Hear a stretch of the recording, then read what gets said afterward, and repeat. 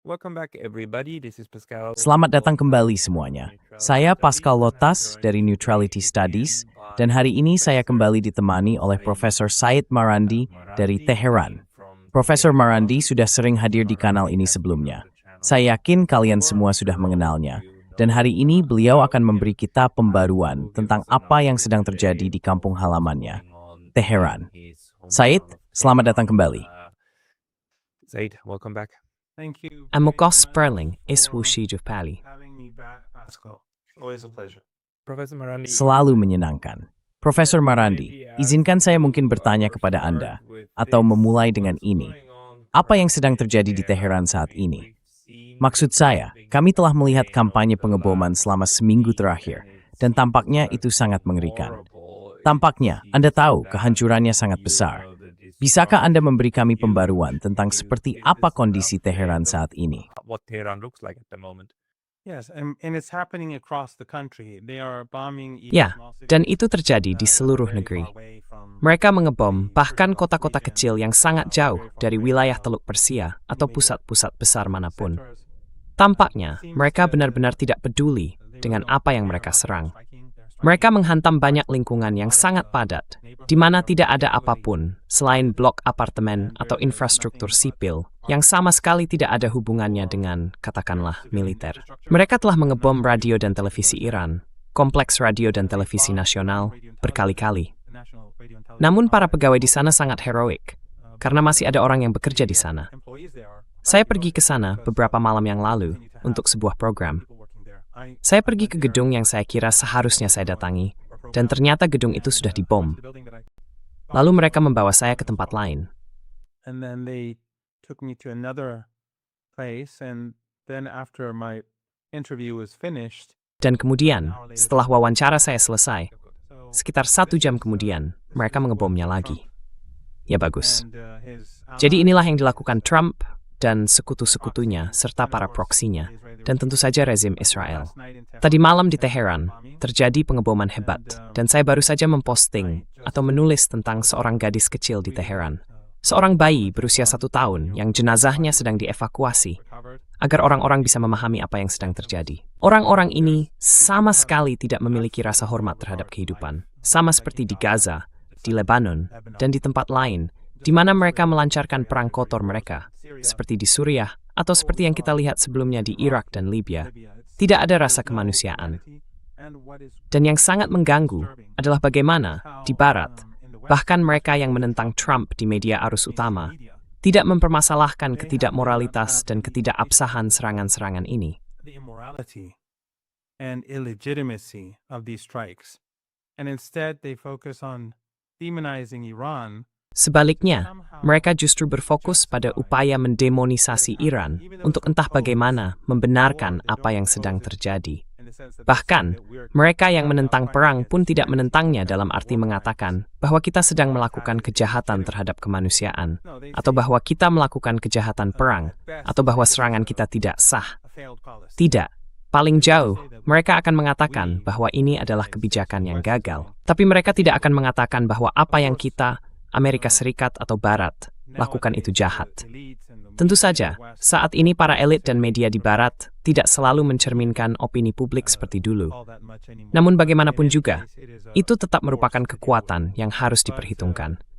Banyak darah telah tertumpah. Dan kau tahu, Pascal, masalahnya adalah di medan perang mereka sedang gagal. Iran sangat efektif dalam mempertahankan diri dari serangan drone. In defending itself against drones. And that is different from the previous. Dan itu berbeda dari perang 12 hari sebelumnya. Meskipun serangannya jauh lebih berat sekarang, karena Amerika terlibat, dan mereka jauh lebih kuat daripada rezim Israel. Rudal-rudal Iran, seperti yang bisa Anda lihat, seperti yang bisa dilihat semua orang, sedang menghantam wilayah Teluk Persia, tempat Amerika Serikat memiliki pangkalan dan aset. Dan tentu saja, meskipun ada sensor ketat di Iran dan di seluruh rezim Israel, rudal-rudal Iran menyebabkan kehancuran. Namun sekali lagi, hal penting yang ingin saya ingatkan kepada para pemirsa Anda sebelum kita mulai adalah bahwa setiap kehancuran atau gangguan yang disebabkan oleh Iran merupakan akibat dari perang yang diberlakukan secara ilegal ini. Jika tidak, Iran akan senang memiliki hubungan normal, bisnis seperti biasa, dengan aliran minyak dan perdagangan dengan negara-negara tetangganya. Tetapi, ini adalah sesuatu yang tidak dapat ditoleransi oleh Amerika Serikat.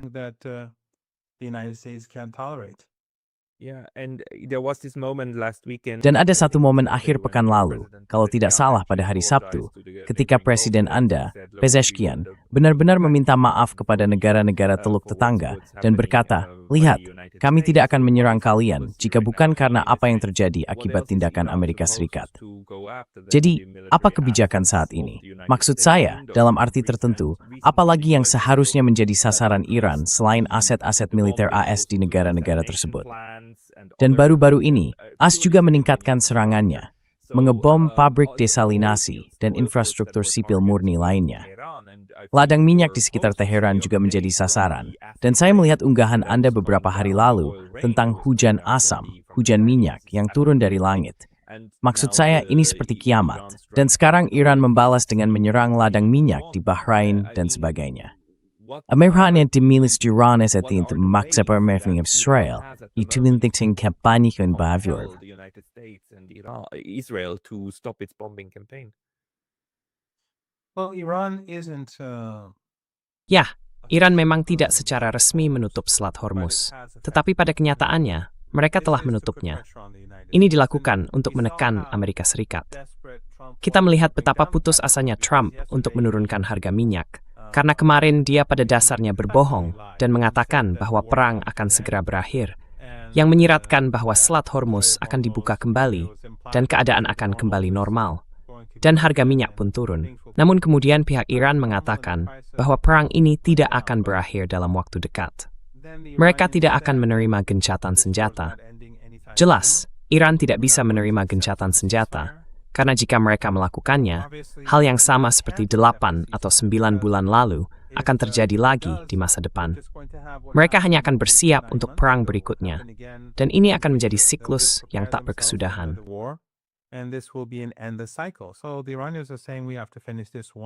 Jadi, orang-orang Iran mengatakan bahwa mereka harus menyelesaikan ini sekali untuk selamanya, dan membuat pihak lawan membayar harga yang cukup mahal, agar mereka tidak pernah mencoba lagi untuk menyerang atau menginvasi Iran.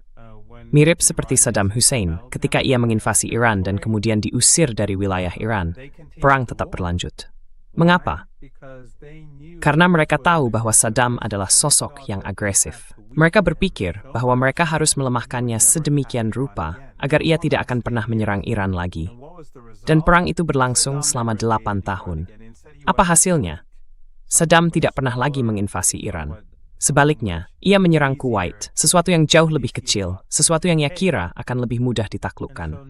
Dan sekarang orang-orang Iran mengatakan, tidak, perang ini akan terus berlanjut. Dan tentu saja, mereka tetap menutup Selat Hormuz, sehingga harga minyak secara besar bertukar Kavati mema alfos and Kathia New to antoid the Teluk Persia. Or leaving the Persian Gulf. So this is one means. The second is of course Jadi ini adalah salah satu caranya. Yang kedua, tentu saja, adalah serangan rudal dan drone Iran. Dan kita melihat bahwa serangan itu terus berlanjut. Amerika dan rezim Netanyahu telah mengatakan bahwa mereka telah menghancurkan kemampuan rudal dan drone Iran. Tetapi kenyataannya, Iran telah menembakkan lebih banyak dalam beberapa hari terakhir daripada sebelumnya, dengan intensitas dan dampak yang lebih besar. Jadi jelas, Iran memiliki kemampuan. Dan Iran telah mengatakan, kami lebih dari mampu. Iran mengatakan, kami siap untuk berperang dalam waktu yang sangat lama. Dan alasannya bukan karena kami menginginkan perang yang panjang, tetapi karena ini satu-satunya cara untuk memastikan hal ini tidak terjadi lagi. Ini harus berakhir sekarang. 47 tahun kematian, kehancuran, sanksi, intimidasi, dan terorisme. Kamu tahu, disinilah kami berkata, cukup sudah. This is where we say enough is enough. Hey, very brief intermission because I was recently banned. Hey, jeda singkat dulu karena saya baru saja diblokir dari YouTube. Dan meskipun saya sudah kembali, hal ini bisa terjadi lagi kapan saja. Jadi mohon pertimbangkan untuk berlangganan, tidak hanya di sini, tetapi juga di daftar surel saya di Substack. Alamatnya pascalotas.substack.com. Tautannya ada di deskripsi di bawah. Sekarang, kembali ke video. Apa arti mengakhiri perang bagi Iran? Seperti apa hasil yang akan membuat Iran berkata, "Oke, kami menang. Sudah selesai. Kita destroyed you." This is done. We're done with it. That's a very good question. It's something that I sometimes think about. Itu pertanyaan yang sangat bagus. Kadang-kadang saya juga memikirkannya. Saya tahu mereka memiliki beberapa model di Dewan Keamanan Nasional tertinggi tentang bagaimana hal ini akan berakhir, atau dalam kondisi seperti apa hal ini akan berakhir. Namun saya pikir, itu tergantung pada bagaimana hal ini berakhir dan jenis negosiasi seperti apa yang terjadi. Saya tidak berpikir Iran akan mentolerir kehadiran AS seperti yang pernah kita miliki di masa lalu di kawasan ini. Dan saya rasa mereka akan memperjelas hal itu kepada negara-negara tetangga. Saya juga berpikir Iran akan menuntut bentuk hubungan baru dengan para tetangganya. Mereka tidak akan menerima status quo yang lama, dan mereka akan mengharapkan kompensasi atas kematian dan kehancuran yang terjadi. It will expect compensation for the death and destruction. Lots of people are dying. And lots of private property. Banyak orang yang meninggal dan banyak properti pribadi, termasuk juga properti publik yang hancur. Dan kehancuran itu akan terus berlanjut. Dan tentu saja, orang-orang anak-anak kecil, perempuan, laki-laki mengalami trauma akibat pemandangan tersebut. Dan karena lingkungan mereka hancur. Ini jauh lebih intens daripada Perang 12 hari. Kapabilitas Amerika jauh melampaui rezim Israel. Dan tentu saja, kapabilitas rezim Israel adalah kapabilitas Amerika dan Barat. Rezim it's nourished, ISIL, Natil, dat de man har empathy with the Karen samtang. Dat is spes man invert to his step as growth. The model for future relations will change.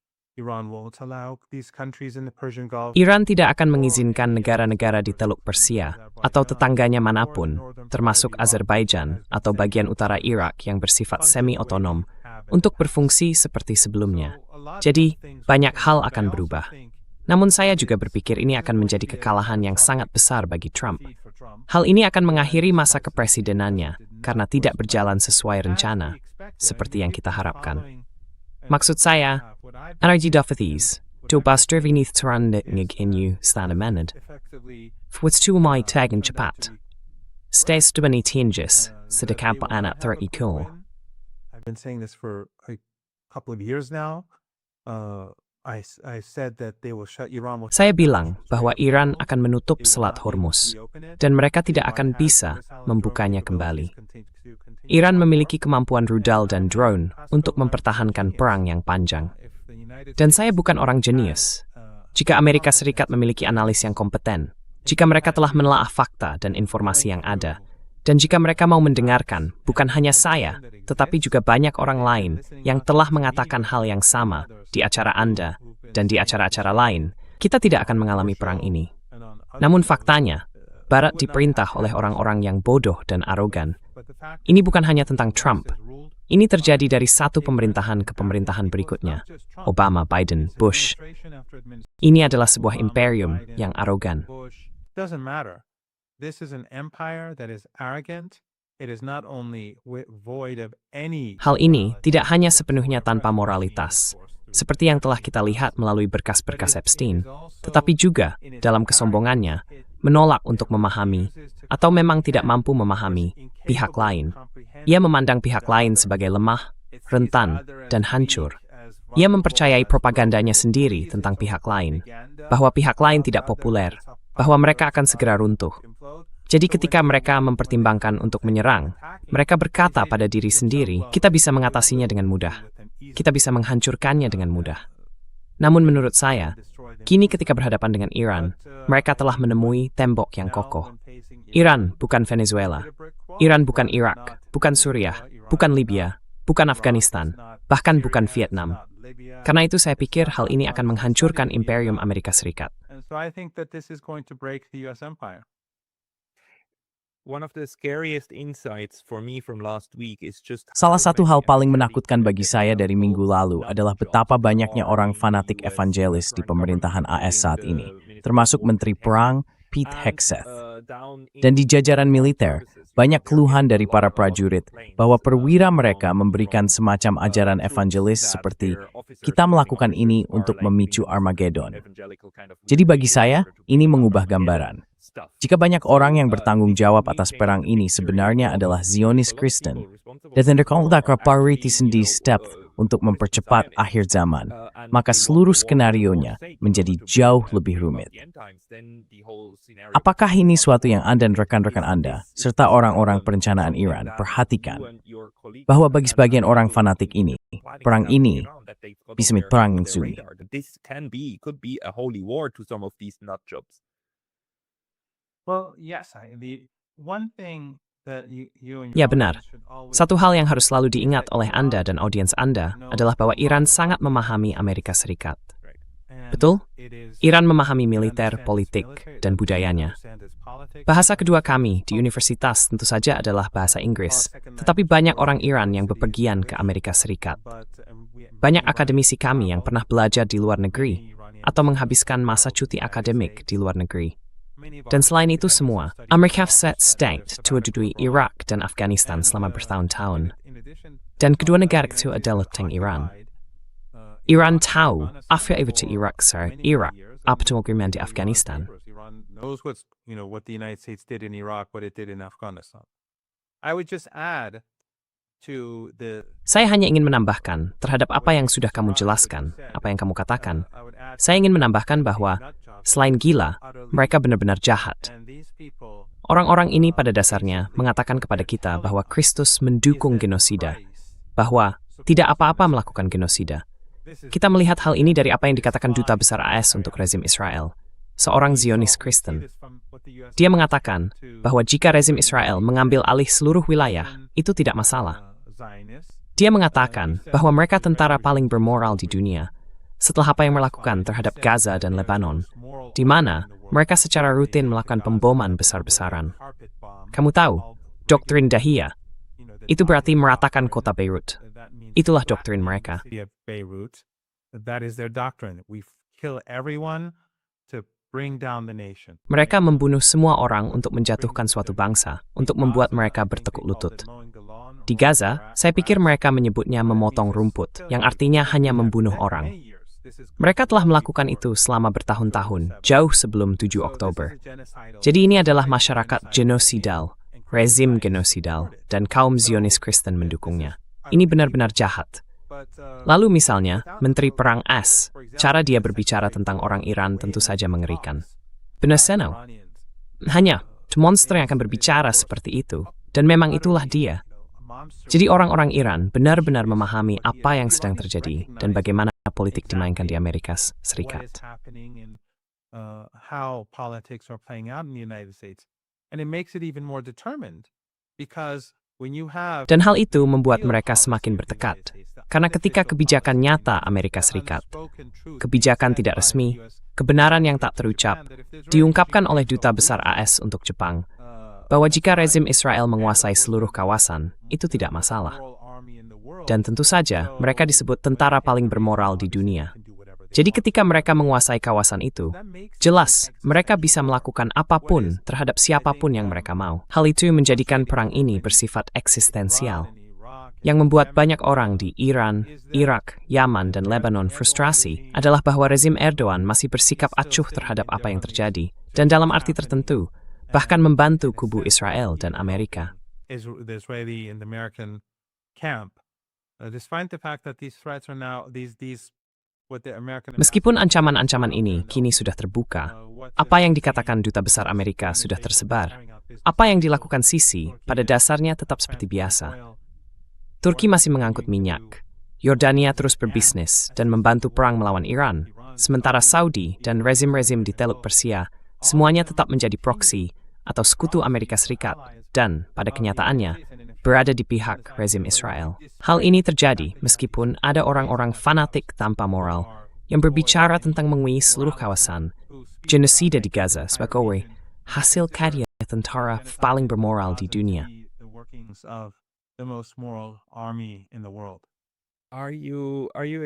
Apakah Anda memperkirakan AS akan mencoba menempatkan pasukan di lapangan dengan cara apapun, baik secara langsung, dengan mengirimkan pasukan AS ke Iran, atau secara tidak langsung, melalui pasukan Kurdi atau Azerbaijan di utara? Apakah Anda pikir itu akan terjadi pada tahap berikutnya? I think it is possible that the US Saya pikir ada kemungkinan bahwa AS akan menempatkan pasukan di darat, tetapi tidak dalam jumlah yang sangat besar, karena mereka lagi memiliki kemampuan seperti itu. Ini bukan Amerika Serikat yang sama seperti 30 tahun lalu. Dan sekutu-sekutu Amerika Serikat di Eropa dan di kawasan kita juga bukan sekutu yang sama seperti 30 tahun lalu. Ketika Amerika Serikat menginvasi Irak, baik dalam Perang Pertama maupun Kedua, negara-negara di kawasan Teluk Persia yang menanggung biayanya. Saat itu, Amerika Serikat adalah kekuatan super, dan seluruh dunia berada dalam keadaan lemah. AS pada dasarnya memaksa dunia untuk ikut serta dalam Perang Pertama. Dalam Perang Kedua, beberapa negara bisa menentangnya. Namun, sekarang situasinya tidak lagi seperti itu. That's not the case anymore, and Iran is not Iraq either. So Dan Iran juga bukan Irak. Jadi rezim-rezim Arab saat ini, mereka tidak mengekspor minyak atau gas, dan uang itu tentu saja tidak masuk ke pasar saham. Harga minyak akan naik. Mereka tidak memiliki pendanaan seperti yang mereka miliki dulu. Dan Amerika Serikat adalah kekuatan super yang jauh berkurang, masih merupakan kekuatan yang berbahaya, sangat berbahaya tentu saja, tetapi tidak seperti sebelumnya. Jadi mereka tidak bisa mengerahkan 1 juta tentara. Jika mereka ingin berperang dengan Iran, mereka harus mengerahkan mungkin 1,5 juta orang, dan itu tidak mungkin dilakukan. Jadi mereka mungkin akan mengirim beberapa pasukan khusus atau semacamnya untuk melakukan serangan di sana-sini. Tetapi itu tidak akan mengubah sifat perang tersebut. Mengenai Azerbaijan, pemimpinnya Ayatollah Khamenei, pemimpin baru, nama keluarganya adalah Khamenei, yang berarti dari Khameneh. Khameneh adalah sebuah kota Azeri. which means from Khamenei. Khamenei is a Azeri city. Marandi is from Marand, is an Azeri. Marandi berasal dari Marand, yang merupakan sebuah kota Azeri. Populasi Azeri di Iran jauh lebih besar dibandingkan populasi Azeri di utara, di Republik Azerbaijan. Dan orang Iran, baik warga Iran biasa maupun warga Azeri biasa, banyak di antara mereka yang percaya bahwa wilayah itu adalah bagian dari Iran. Jadi Iran tentu tidak akan bergerak ke arah itu, karena sejak revolusi Islam, kami tidak berubah. Iran tidak pernah memulai perang apapun. Kami telah menjadi korban dari 3 perang. Perang Saddam Hussein, yang dipaksakan kepada kami oleh Barat. Dan menjelang akhir perang itu, Amerika Serikat ikut campur dan berperang melawan kami. Mereka mulai menyerang kami di kawasan Teluk Persia, menembak jatuh pesawat penumpang, menghancurkan kapal perang dan instalasi minyak. Lalu perang 12 hari, dan sekarang perang ini. Namun jika Republik Baku, jika Aliyev, yang seperti yang Anda tahu, the Sasis Meduna, he hanged was kediktatsuan. Basically has a family dictatorship in charge of it. If he makes any move against Iran, that will be the end of his Jika dia melakukan tindakan apapun terhadap Iran, itu akan menjadi akhir dari kekuasaannya. Dan di dalam negerinya sendiri, banyak orang yang sangat dekat dengan Iran, dan banyak yang berada di penjara. Jadi saya tidak melihat situasi di mana dia akan cukup bodoh untuk melakukan langkah seperti itu. Di Kurdistan Irak, jika ada langkah seperti itu, pihak Iran sudah memperingatkan mereka. Saat ini, mereka sedang menyerang basis para teroris itu. Tetapi mereka telah memperingatkan pemerintah semi-otonom Kurdi di Erbil bahwa jika terjadi sesuatu di perbatasan kami dengan Irak Utara, mereka akan menghancurkan mereka. Dan perlawanan Irak bersama dengan Iran dapat dengan mudah melakukannya. Jadi saya sulit percaya bahwa Amerika bisa mendorong mereka. Mungkin saja terjadi, tetapi bahwa mereka bisa mendorong mereka untuk melakukan sesuatu yang benar-benar bodoh. Namun jika itu terjadi, sebenarnya the reason he swing for. it will actually be to their own detriment. I see. Saya mengerti. Berita lain yang kami dengar saat ini adalah bahwa tampaknya salah satu kelompok kapal induk sedang dalam perjalanan menuju Teluk Persia. Jadi mereka membawanya untuk pertama kalinya benar-benar dekat dengan Turki dan Iran. Tampaknya dengan maksud untuk membuka Selat Hormuz dengan kekuatan militer. Menurutmu, apakah Iran benar-benar akan menyerang aset-aset angkatan laut itu? Dan apa taktiknya Iran sedang merampas sebuah kapal induk? Even a aircraft carrier? Yes, I think that if they get close, the Iranians Ya, will Saya pikir, jika mereka mendekat, Iran akan mampu menyerang mereka dengan jauh lebih efektif. Saya tidak percaya mereka akan mampu membuka Selat Hormuz. Mereka memang tidak memiliki kemampuan itu. Pasukan rudal dan drone Iran telah sangat efektif. Dan bertentangan dengan propaganda, kita hanya perlu melihat gambar-gambar yang datang dari seberang Teluk Persia, serta beberapa gambar yang diizinkan keluar dari Palestina yang diduduki Sia. Untuk keempat Iran tidak berkurang. Iran tidak kekurangan rudal, tidak kekurangan drone. Mereka memberi pangkalan di tanah yang belum digunakan. Saat ini, Iran masih menggunakan pangkalan lama yang sudah dikal. Using older known bases, it's not using its other. Iran belum menggunakan sebagian besar pangkalannya, dan negara itu baru mulai menerjunkan teknologi terbarunya. Hingga sekitar 3-6 jam yang lalu, hampir semua serangan Iran dilakukan dengan drone dan rudal generasi lama. Jadi, Iran sangat mampu menimbulkan kerusakan serius pada Angkatan Laut AS, dan mereka akan memastikan tidak ada minyak atau gas yang keluar dari Teluk Persia. Namun, setiap peningkatan intensitas perang dapat menyebabkan kapal tanker hancur dan infrastruktur minyak serta gas utama terkena serangan. Dan hal itu akan menimbulkan dampak yang sangat berbeda. Karena saat ini, tidak ada minyak atau gas yang keluar dari Teluk Persia. Because right now, no oil and gas are leaving the Persian Gulf. But if there is an end to the war, namun, jika perang berakhir dengan akhir yang dapat diterima, di mana syarat-syarat Iran terpenuhi dan Selat Hormuz dibuka, maka minyak itu bisa mengalir. Pasar tentu saja akan membutuhkan waktu untuk pulih, terutama gas, karena tidak semudah menyalakannya, dan semuanya kembali normal. Namun, jika infrastruktur itu hancur, jika kapal-kapal itu hancur, maka membuka Selat Hormuz tidak akan banyak berarti. Dan kita akan melihat gaya hidup orang-orang di seluruh dunia. Teshuid Demarat, to King Towanth, Usrais Mongs to Lembaga Kuan, lebih daik tersebut. Financial institutions, more than anyone else, it's a financialized regime and regimes, and they are. Ini adalah rezim yang terfinansialisasi, dan mereka berada dalam situasi yang sangat sulit. Jika perang ini berlangsung lama, atau jika terjadi kerusakan atau kehancuran permanen pada sektor energi, hal itu akan menjatuhkan perekonomian mereka. Jadi, langkah cerdasnya adalah Amerika Serikat menerima kekalahan. Tentu saja, Trump tidak akan pernah mengumumkan kekalahan. Dia akan mengumumkan semacam kemenangan yang konyol. Namun pada kenyataannya, yang akan dilakukan Iran adalah memastikan bahwa mereka memberikan kekalahan strategis kepada Amerika Serikat. Dan bahwa Iran, selama beberapa dekade ke depan, tidak akan pernah lagi terancam. Jadi perang ini akan berlanjut sampai Iran merasa bahwa masa depannya terjamin.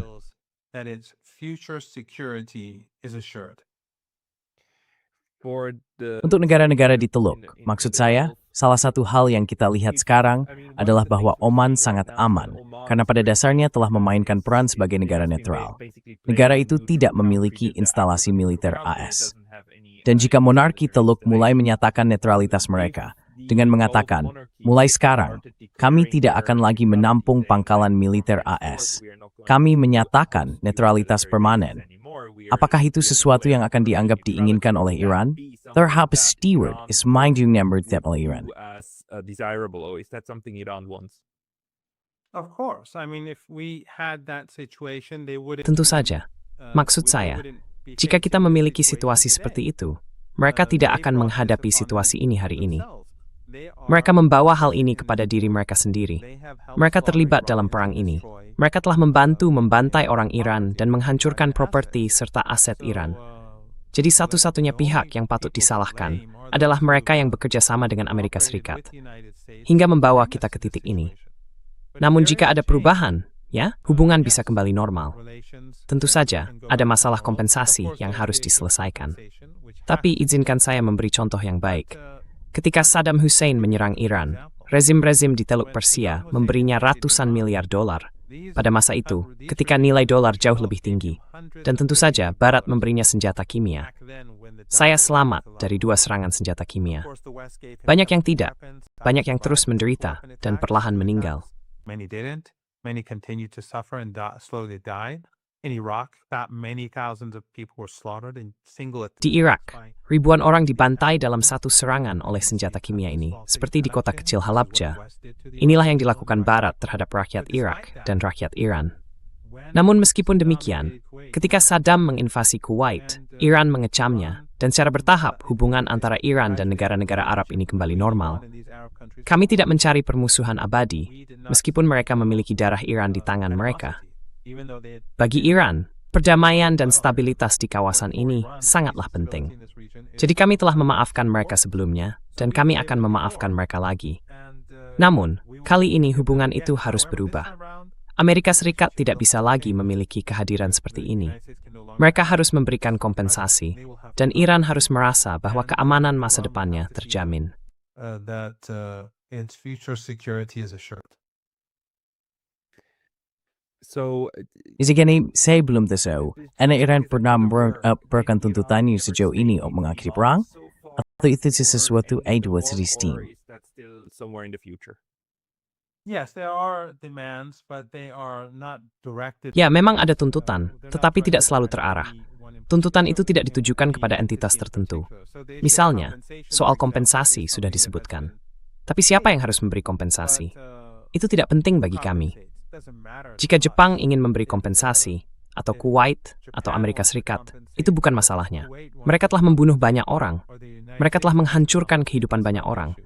Dan melalui agresi, melalui perang yang tidak diprovokasi, ilegal, dan tidak bermoral, untuk mendukung etnosupremasis, untuk mendukung genosida di Gaza. Maksud saya, ini adalah kejahatan di atas kejahatan di atas kejahatan. Jadi akan ada kompensasi yang harus diberikan. Dan apa yang saya katakan juga sama dengan yang mereka katakan, bahwa Iran di masa depan, itulah sebabnya mereka mengatakan mereka tidak akan menerima gencatan senjata. Mereka telah menyatakannya dengan sangat jelas. Tidak ada gencatan senjata. Amostaros betsimat stusht dan terlihat small ini. Bahkan jika orang Amerika berkata, bahkan jika Donald Trump berkata, gencatan senjata sekarang, saya menawarkan gencatan senjata penuh. Tidak ada tembakan lagi. Iran, menurut Anda, akan tetap melanjutkan. Is a stink. That's not enough. What do you think is the Menurut Anda, sejauh mana Amerika Serikat untuk terus menimbulkan kehancuran di kota-kota Anda?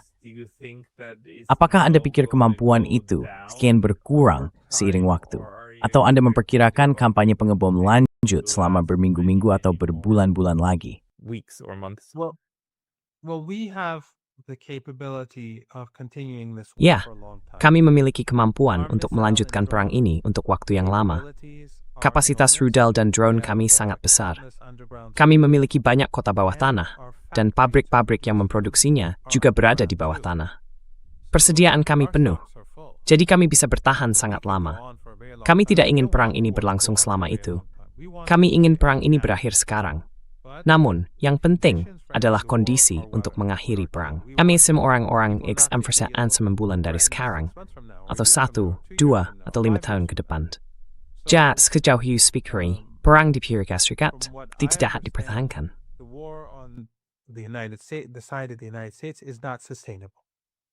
This level of intensity for Tingkat intensitas seperti ini dalam menyerang Iran, ingat, logistiknya saja, bukan hanya soal kekurangan amunisi dan rendahnya produksi di Amerika Serikat, ditambah perang di Ukraina dan komitmen militer AS di seluruh dunia.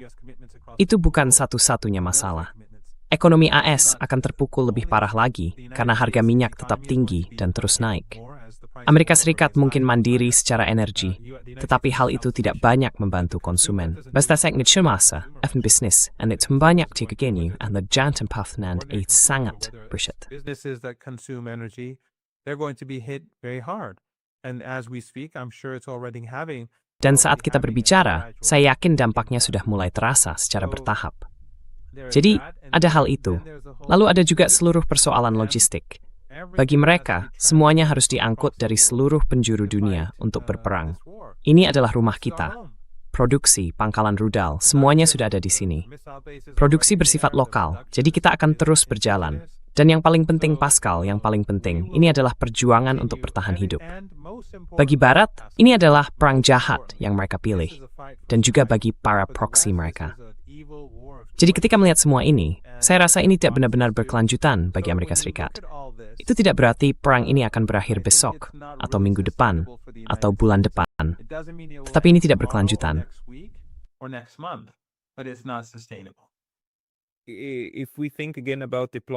Jika kita memikirkan kembali tentang diplomasi, kita tahu Amerika Serikat telah menyalahgunakan diplomasi dengan sangat-sangat buruk berkali-kali. Pada dasarnya, berpura-pura masih tertarik untuk berunding, padahal sebenarnya sudah bersiap untuk menyerang. Dan mereka menyerang, kadang dengan cara yang sangat kejam. Tetapi jika diplomasi memang diperlukan atau akan diperlukan sampai batas tertentu untuk mengakhiri hal ini, menurut Anda, perantara seperti apa yang akan dapat diterima oleh Iran untuk bekerja di bidang diplomatik? Apakah Anda pikir Rusia bisa membantu atau Tiongkok bisa membantu? Menurut Anda, siapa yang akan menjadi penyedia layanan diplomatik terakhir yang tepat? Service provider of last resort. Well, the regime in Washington.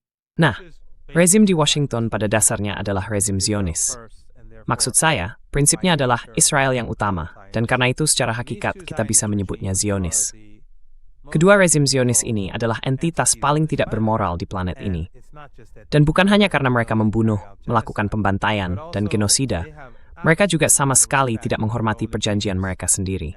Mereka berbohong, menipu, dan mencuri. Seperti yang pernah dikatakan oleh mantan kepala CIAS, Pompeo, yang sendiri adalah seorang Kristen evangelis. Kami sudah pernah memiliki perjanjian dengan Amerika Serikat di masa lalu, dan di bawah Obama, mereka tidak mematuhi kesepakatan nuklir. Di bawah Trump, mereka langsung merobeknya. Dan tentu saja, kami telah bernegosiasi dengan Trump 2 kali, dan pada kedua kesempatan itu, ia diam-diam merencanakan untuk melancarkan perang. Jadi, selembar kertas tidak didotiki kami, dan setiap perjanjian dengan Amerika Serikat untuk gencatan senjata tidak dapat diterima. Fakta di depan harus berubah. Forwards the skein, it's a scene. Now, who gets involved? Sekarang, siapa yang terlibat dan bagaimana, itu jelas merupakan hal yang bisa dibahas dan mungkin akan dibahas. Tapi Amerika Serikat juga akan menipu Rusia. Mereka juga akan menipu Tiongkok. Mereka akan menipu siapapun. Rezim itu tidak punya moralitas. Dan tentu saja, rezim Israel, ya, mereka punya 2 gencatan senjata, di Gaza dan di Lebanon, yang mereka langgar setiap hari. Mereka membunuh orang setiap hari, meskipun ada gencatan senjata itu. Jadi, this ni bukan pahit-staf tetia. Dari si tak kertas, ni diraguan lain, selembar kertas, itu berhasil. Jika fakta jelas pangan berubah, tuis situasi teluk persia si sebarat berubah, maka itu menjadi penting. That will be important. But the biggest change that will take place. Namun perubahan terbesar yang akan terjadi, dan ini adalah poin utamanya, perubahan terbesar adalah bahwa Amerika Serikat, rezim itu, akan diberi pelajaran. Kekalahan strategis akan dijatuhkan padanya, dan dunia akan menyaksikannya. Misalnya, apa yang kita lihat hari ini dalam perang ini adalah bahwa banyak pihak di dunia mengira perang ini akan segera berakhir. Sekarang, sudah 10 hari berlalu, dan Iran menyerang lebih keras hari ini dibanding sebelumnya. Dan dia terus berbicara omong kosong. 1 jam dia bilang perang akan segera berakhir. Jam berikutnya dia bilang, saya akan menghancurkan seluruh Iran. Dia adalah monster kasar. Dia terdengar seperti salah satu fanatik dalam rezim Netanyahu. Tapi dia terus berubah-ubah, dan menurut saya itu menunjukkan keputusasaannya. But he keeps changing, and I think that shows his desperation. But his arrogance won't allow him to shift his position. Namun, kesombongannya tidak akan membiarkannya mengubah posisinya. Jadi Amerika Serikat secara politik dan moral tentu saja. Tetapi pada saat yang sama, secara militer, Iran sedang menunjukkan kepada dunia bahwa ini bukanlah kekuatan super seperti yang dulu dianggap, yang bisa datang menghancurkan lalu pergi begitu saja. Era Irak, Afghanistan, Libya, Suriah, dan Venezuela, era itu sedang berakhir. Dan Iran akan memastikan dunia menyadari hal ini, dan bahwa rakyat Amerika juga menyadarinya. Jadi, sementara fakta di lapangan harus berubah, hal ini juga harus diakui oleh kalangan elit di Amerika Serikat. bahwa kita tidak boleh melakukan hal seperti ini lagi. Harganya terlalu mahal, persis seperti yang kita lakukan terhadap Saddam Hussein. Exactly what we did to Saddam Hussein. Wow, okay. You gave me a Wah, lot and a lot of baiklah, Anda telah information. memberikan saya banyak informasi. Terima kasih banyak, Profesor Marandi. Ini sekali lagi merupakan sebuah penjelasan yang luar biasa. Saya berharap yang terbaik untuk Anda, dan tolong tetaplah aman. Saya tahu Teheran saat ini bukan tempat yang aman. Tolong jaga kesehatan Anda, dan sekali lagi, terima kasih banyak atas waktu Anda hari ini. And again, thank you very much for your time today. Thank you. Teresa Buold, Teff with Meg. Slalom Matter Step, mates.